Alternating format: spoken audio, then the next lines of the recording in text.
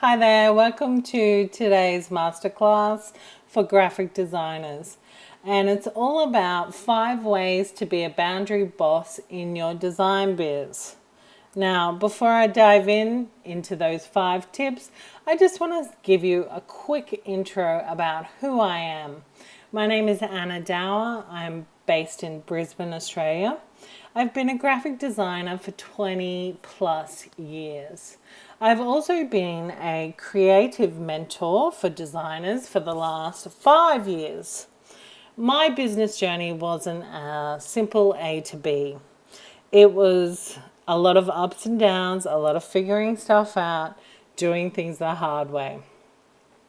Now that I'm a creative mentor for designers, it's my job to help people get from A to B in less than 20 years so that they're living their best life quicker and without all the turmoil.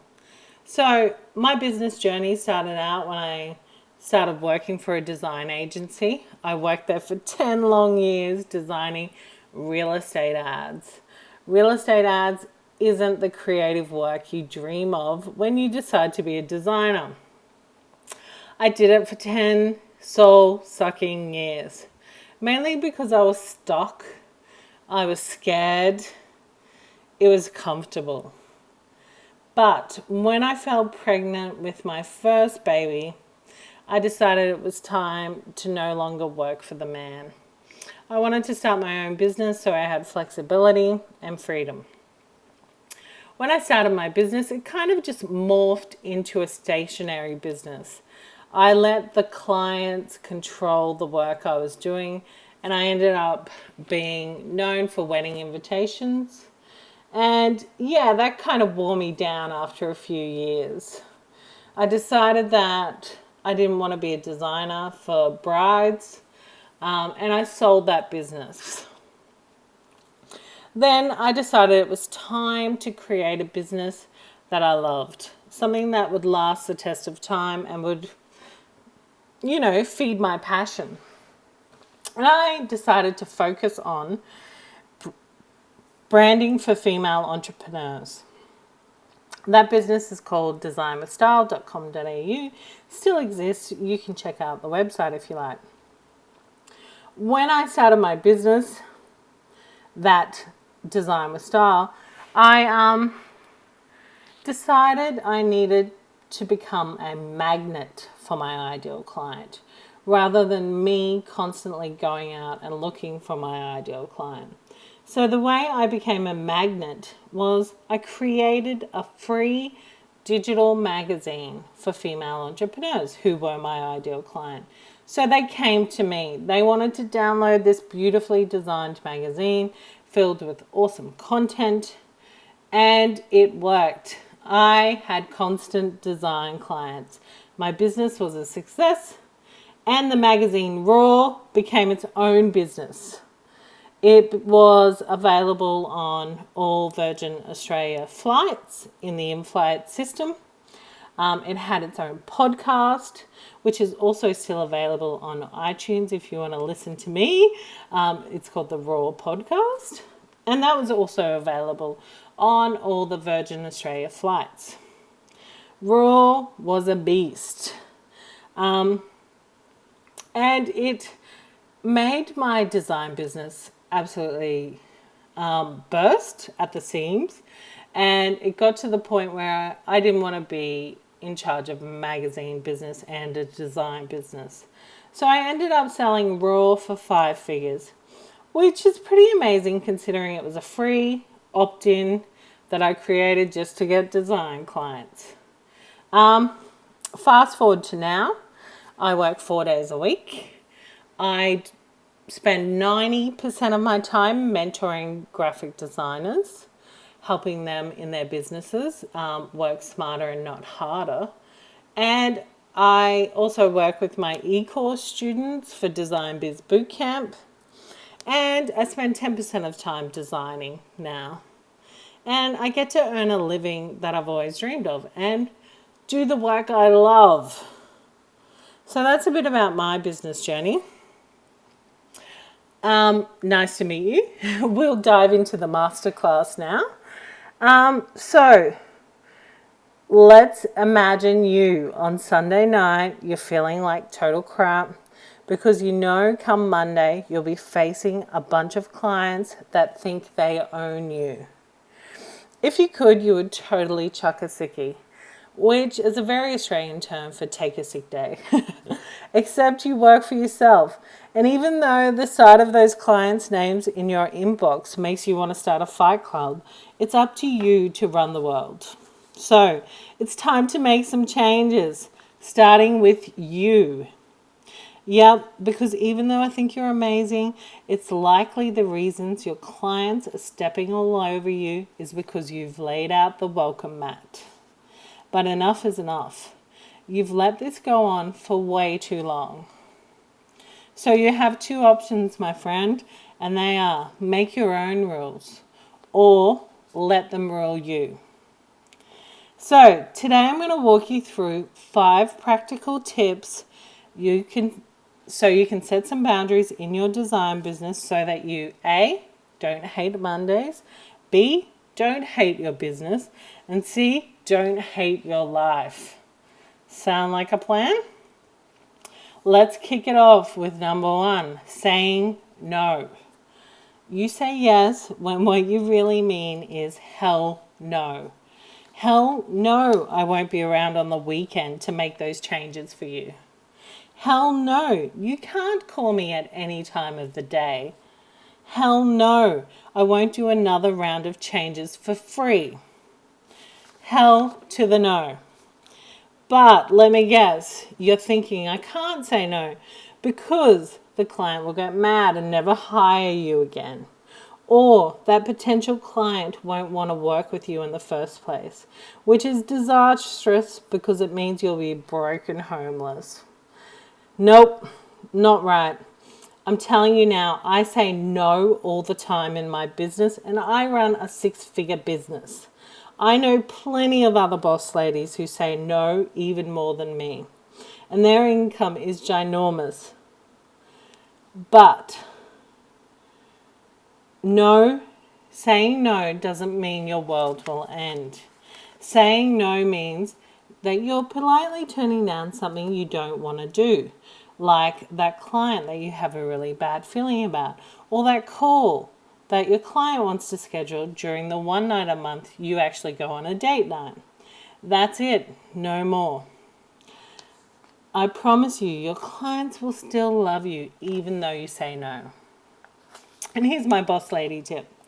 Next time that difficult client needs something urgently, push back on them. Let them know you require a lead time of 1 to 2 weeks for all projects. And if it's really urgent, there is a flat rate rush fee of at least $150. Once you put a dollar amount on the urgency, I promise you they'll back down and say, oh, it's not that urgent. I can wait a week. They're just seeing how far they can push you. Reinforce your boundaries. Let them know you're not a pushover. Number 2. This one's a biggie. Make your preferences your policies. So, you know how you hate working on Fridays? And you know how you hate responding to those just a quick question messages on social media that suck up all your free time? Well, how about you stop doing it? Remember how I said it was time to make your own rules? Well, this is the time, my friend. One of the best parts of running your own business is that you make the rules. And if that means taking every Friday off for the rest of your working life, then do it. If it means turning off messaging on your social media, then do it. You do your best work when you're happy. And you're happy when you do what you want. Besides, didn't you decide to do this business thing because you wanted to live your life on your terms? So now's the time to do what you want. You're allowed. In fact, I encourage you. So my boss lady tip. For example, if you only want to communicate with clients via email, make it a part of your terms and conditions. You just need to add in a simple statement like, my design studio is an online business and we communicate with our clients only via email unless otherwise arranged. If you don't want to work Fridays, add to your email signature, my business hours are Monday to Thursday, 9 to 5. I am not contactable outside these hours. It's simple. Just communicate how you want to work. Tip 3, signed, sealed and delivered. Are you tired of clients disappearing midway through the design process? Or even worse, going AWOL when the invoice arrives? Or maybe you just like something to fall back on when you decide a client is a jerk and you don't want to work with them anymore. Make sure your terms and conditions cover everything. Get all new clients to sign a client agreement saying they've read, understood, and agreed to all of your terms and conditions. Then don't start work until it's been signed. My boss lady tip. Keep your terms and conditions clear and simple so that people can actually understand them and read them. Also, every time you encounter a difficult client and you've learned something, add it to your terms and conditions. For example, if in the past you've had overseas clients disappear, make it a part of your terms and conditions that all overseas clients need to pay 100% upfront. You can download the Boundary Boss workbook to see my terms and conditions and check out my simple but effective client agreement. Number 4, create a project timeline. I know it can be tempting to wing it when it comes to deadlines, but the truth is if you give your clients too much flexibility, they will wrap around your neck like a noose. They'll come back to you and say, oh, I know my feedback was due on this date, but I haven't got around to it yet. I won't be able to submit it until, 3 months later. And then I'll email you frantically 10 times telling you I need it immediately. Sound familiar? You need to keep your clients in line by setting clear project timelines. Repeat after me. Project timelines are good. Project timelines are my friend. I recommend having a timeline for when they are due to supply content to you, when their invoice is due, when their feedback is due. Just to be safe, you can set a timeline for any time an action will be taken for the project on their end or yours. And it's your job to constantly keep them in line and remind them of the timeline. So when you send them initial concepts, you say, hi there, please find attached to your concepts. By the way, as per the project timeline, your feedback is due on this date. Constantly bring them back into line and remind them. Remind them what they agreed to at the beginning. Number 5, you call the shots. So, do you feel like the moment clients hire you, you cease being the expert and instead you become a Mac monkey? I don't want you to just say yes to your clients' changes because you feel like you have to because they're paying you. Your opinion is valid. You are the expert and this is your business where, wait for it, you're the boss, which means you call the shots, not them. That's what they're paying you for. It is okay to stand up for what you believe in. If you send them a concept and they come back to you with changes in a totally different direction to what their brief was, it is your duty to stand up and say, hey, this is not what we agreed to at the beginning. So, my boss lady tip.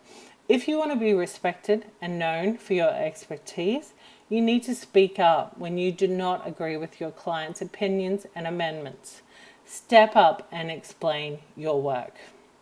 Even if that means every time you send off new concepts, you create a quick video using Loom. You don't need to be seen.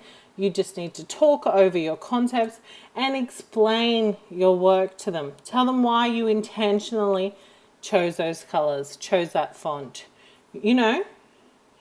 Explain it. It will make it a lot harder for them to come back with changes. So that's my 5 tips, ladies. They're pretty simple, but they will make a huge difference in your design business. Now, I hope you're ready to take action. I want you to download the workbook, Be a Boundary Boss in Your Design Biz. It will talk you through everything we've learned today and give you some examples and extra tips as well. I hope that's helped, and I hope it makes you one step closer to being a boundary boss in your biz. If you want to learn more, head to my website, annadower.com.